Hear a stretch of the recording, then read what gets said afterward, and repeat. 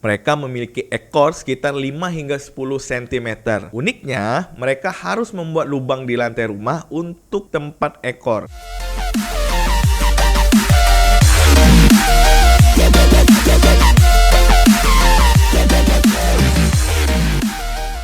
Halo WhatsApp Sob, apa kabar? Salam, berjumpa lagi dengan saya Denny di channel Borneo Blog. Bagaimana tahun 2020 Sob? Banyak kemajuan atau banyak kemunduran? Semoga tahun 2021 kita semua sukses mengejar mimpi dan cita-cita yang sudah sobat-sobat impikan. Terima kasih juga bagi sobat-sobat yang sudah mengklik video ini dan channel Borneo Blog. Semoga sobat-sobat memperoleh manfaat dari video-video yang saya buat di channel ini Sob. Oke Sob, kita langsung saja ke poin ceritanya biar tidak bosan. Jadi ini adalah cerita manusia berekor Sob. Memang terdengar aneh karena ekor identik dengan hewan. Tapi percaya atau tidak, cerita ini pernah mencuat pada kisaran tahun 1870-an di Pulau Kalimantan. Dia adalah Carl Alfred Bock, seorang berkebangsaan Denmark yang memiliki ketertarikan untuk dapat menemukan manusia berekor yang kemudian disebut orang buntut. Bock adalah seorang naturalis yang lahir di ibu kota Denmark, yaitu Copenhagen. Meski berasal dari Denmark, Bock mengikuti kewarganegaraan orang tuanya Sob, yaitu Norwegia. Bock merupakan seorang pelancong yang berkunjung ke Nusantara. Sebelum ke Kalimantan, Bock sudah terlebih dahulu berkunjung ke pedalaman Sumatera pada kisaran tahun 1878, dan pada tahun 1879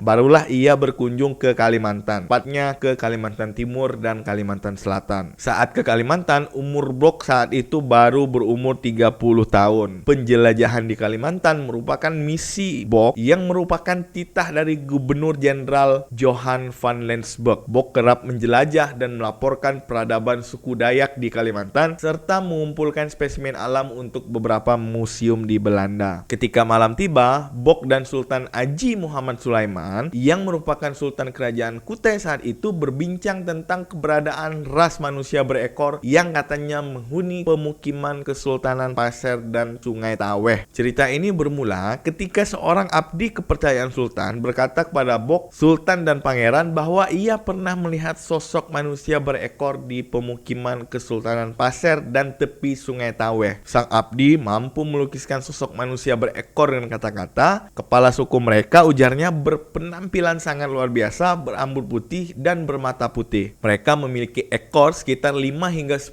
cm.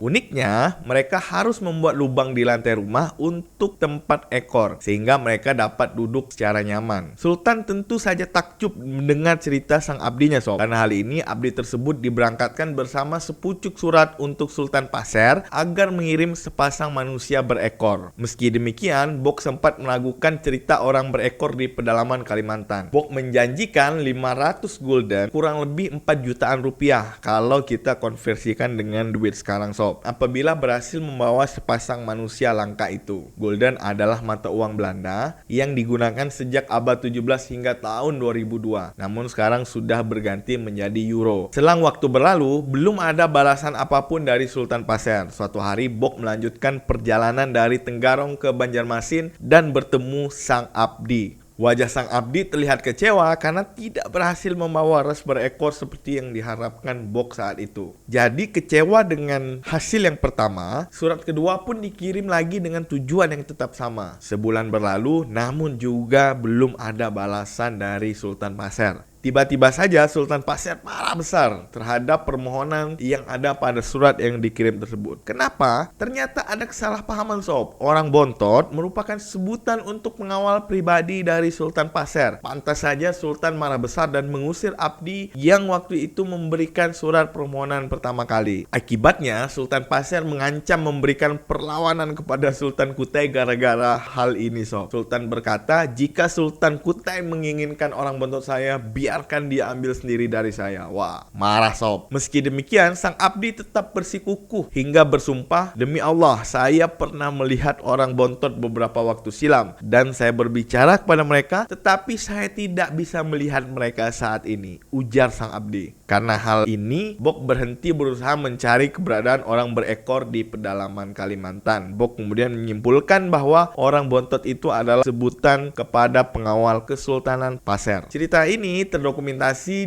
di salah satu buku box yang berjudul The Headhunter of Borneo yang terbit pada tahun 1881. Dan cerita ini mendapat perhatian dari penjelajah lain, yaitu Alfred Russel Wallace Soap. Dia adalah seorang penjelajah sohor asal Inggris. Ketika membaca ini, dia berkata satu-satunya episode lucu dalam buku ini adalah upaya sungguh-sungguh untuk menemukan manusia berekor yang kerap dibicarakan di Pulau Kalimantan. Jadi apakah ras berekor memang benar adanya sob? Atau hanya cerita belaka? Hingga saat ini memang belum ada ditemukan orang berekor seperti yang digambarkan Abdi pada bagian sebelumnya. Berdasarkan cerita para tetua pedalaman, memang sempat terdengar cerita orang-orang berekor. Faktanya manusia memang tidak punya ekor sob yang menonjol seperti hewan lainnya. Tapi manusia punya tulang ekor di ujung belakang manusia. Beberapa ilmuwan mengatakan pada awalnya manusia memiliki ekor ketika belum berdiri dan berjalan dengan tegap seperti manusia modern saat ini. Manusia mengalami evolusi dan menyebabkan ekor yang dimiliki kemudian menyusut dan hanya menyisakan tulang ekor pada bagian bawah tulang belakang. Tulang ekor juga biasa disebut concik sob atau tulang sulbi yang terbentuk pada saat kita berusia 30